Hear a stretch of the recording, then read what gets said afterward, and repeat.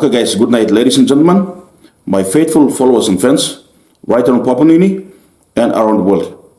Okay, it's been a while, me to make one video, and I just want to do this video here, just a very short one. Okay, something just, struck me when I sit back and think about this thing about the Constitution Amendment that has been done or in the process of being, gazetted into being a constitution of this country, and to make Papua New Guinea become a Christian country. Or in other words, we want to make Papua New Guinea become a confessional state. We know every Papua New Guinean, starting from the primary school student, knows that the Constitution of Papua New Guinea is founded on the 5 national goals and the directive principles. And the second directive principle of this, of this country that the Constitution is based on, it speaks about the equal participation of every citizen of this country. So the goal under this equal participation, the goal says that, it is to achieve equality and participation of all citizens in all aspects of our society. And the directive principles under this goal, it says, it spells out about the equal opportunities, and participation must be guaranteed for all citizens, and in every citizen should have an equal opportunity to participate in politics, economics, social, religious, and cultural life of the country. They must have equal rights. And then it also further says that steps must be taken to remove any social, economic, and educational inequalities. So it mentioned about, equal participation of religion. See, our grandfathers and forefathers, they have taken consideration of, the freedom of us, the people. And now, we want to make Papua New Guinea become Christian. Papua New Guinea is already a Christian country. So what we want to do, we are trying to do right now, our leaders are trying to do right now, we have the independent state of Papua New Guinea. What they're basically trying to do right now, according to my understanding, they want to make it become the independent Christian state of Papua New Guinea. The independent Christian state of Papua New Guinea. So in other words, they're trying to make this country into what we call the confessional state. The confessional state. In a confessional state, we have a religion or a denomination that is legally recognized and supported by the constitution of our country. So basically, a confessional state is a type of government or political system in which a particular religion or denomination is officially endorsed and integrated into the state's legal political framework. And in a confessional state, the government may promote and support the official religion or the denomination through laws, education, and public policies.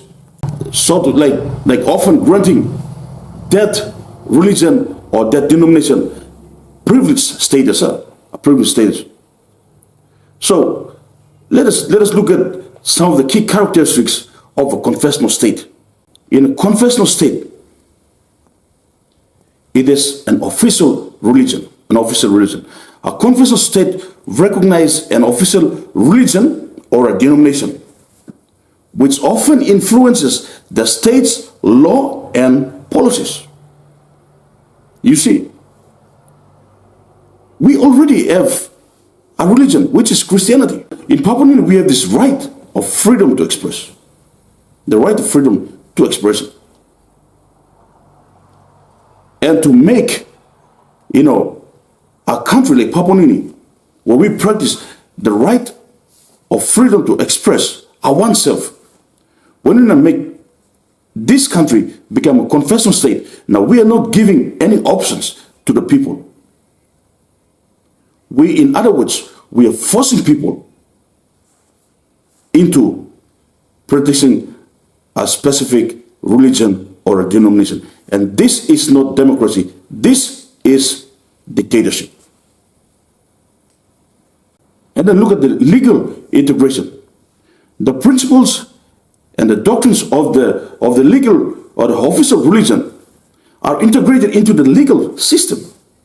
This can affect various aspects of our civil laws, including marriage, education, and moral conduct. And it's very serious. It's very serious.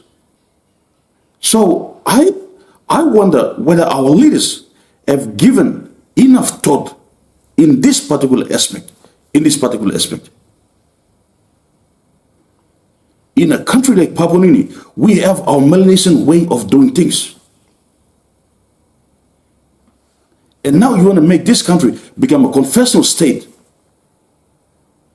You are now dictating us to embrace something that is not, naturally ours. We are a Melanesian culture. Let us and give us the freedom to choose ourselves. Give us the freedom to choose ourselves. You can make this state become a confessional state with a legalized religion, with an official denomination or religion. You cannot force someone into practicing that religion. You cannot force someone into that particular denomination. Everybody has the right. And that bill or that amendment must stop. Because it's going against the free will of the people. It will go against the free will of the people.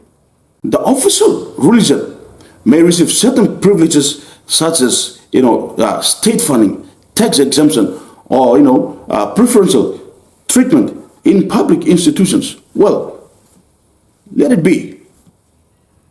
But what matters most here is the people. Do we have the right to choose or not? Are we going to be dictated? The official religion typically plays a significant role in the public life and state ceremonies. Religious leaders might have a formal advisory role or influence in the political matters. And this is very, very dangerous because religion must forever and must always be separated from the politics. Religion must not influence the politics. Religion must not influence the decision making. Religion must not influence the day-to-day governing of this country. Religion must have its separate place. Parliament must not be mixed with religion. Politics must not be mixed with religion. Now look at the potential restrictions of other religions and denominations. Freedom. We're basically talking about freedom here. While the confessional state endorses one religion or a denomination, it may restrict the religious freedom of other faiths, other religions. You see? It may require them to conform to certain regulations that might go against the will. In some cases, there may be no limitations on public expression of non-official religions. This is very dangerous. And if you're going to impose this in this country, then this is not freedom. This is not democracy. This is not freedom and this is not democracy. This is dictatorship, aristocracy. It's not democracy. I wonder whether our leaders have given enough thought on this constitution amendment that they're talking about right now. You look at some of the very popular confessional states in this world.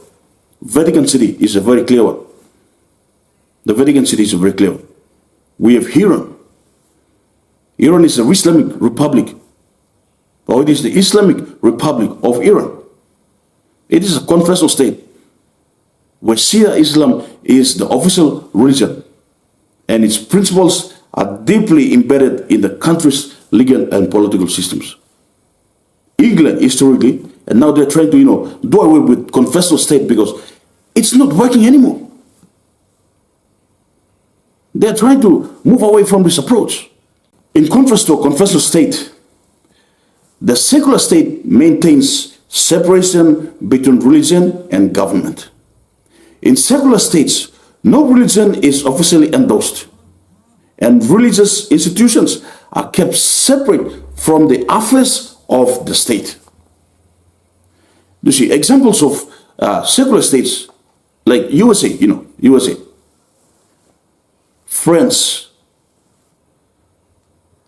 their laws are designed to ensure freedom of religion and prevent the government endorsement of any particular faith or religion. People have the freedom to choose. When you look at it, confessional state, to make Papua New Guinea become a confessional state, it is against the will of the people. It is against the right of freedom of expression, of choice, and that's basically dictatorship in disguise. Basically, it's dictatorship in disguise. This is a democratic country. We have the right to choose between the religion and the denominations. Don't force us. Religion has been there. You want to get everything out of the Bible. You want to make everything become Christianized. Christianity has been there before independence. But what good have come out? Corruption. Corruption has reached the peak in this country. You have the King James Version of the Bible right in the parliament, and you are still corrupting this country, misusing, misappropriating the people's funds. You've been mandated to think for the people, but when the people are suffering the natural disasters, suffering pains, economic crisis, you are just simply turning blind eyes on the people. You are not the first people to be on the ground where the people are suffering natural disasters. It's the outsiders. You are just simply turning blind eyes and deaf ears to the people right in front of the Bible, and yet you want to make this country become a Christian country. This is a joke. It is a joke of the millennium. It is the millennium joke. We cannot go on like this. It has to be stopped. Somewhere it has to be stopped, and that bill has to be cancelled. PNG does not need to become a confessional state. We are already Christians. You don't need to make Papua New Guinea become a Christian country again. So as you find something to make him, we have a lot of law and other issues. We are suffering from unemployment, economic crisis, and economic stuff. The world is not equally distributed. Do something about this. This layer, to make Papua New Guinea become Christian, you people are paying work, people are paying work. And you are lying, and you are trying to use religion as window curtain. Corruption by of stopping. You have been corrupting, and you have been damaging and spoiling and killing this country right in front of the Bible. Thousands of Bible in this country, thousands of churches in this country. People, we are Christians, and you have been deceiving and denying and stealing from us ever since. And now you're trying to make Christianity into the law and make this country become a confessional state so that you're not tricking old man Mary. Stop him this lad. So when a country becomes a confessional state, like Papua New Guinea, there has to be an official denomination or religion. So now to access certain things in this country, you have to be part of the religion or denominations. For example, you want to be a member, you have to be part of that religion or the denomination, you become a member, you become a police, whatever, to hold a public office. That is against the will and the spirit of democracy in this country. And this has to be stopped. With that being said, this country is the most beautiful country on this planet. That it is the Garden of Eden. All we need right now is a positive transformation of the mindset of the people, starting from the baby in the village all the way to the country's top post, which is the Prime Minister's office and the parliamentarian's office. If we change our mindset in a positive way, this country will change drastically and in a short period of time. I am Tirote from the Caribbean Facebook page. I'm out. Peace.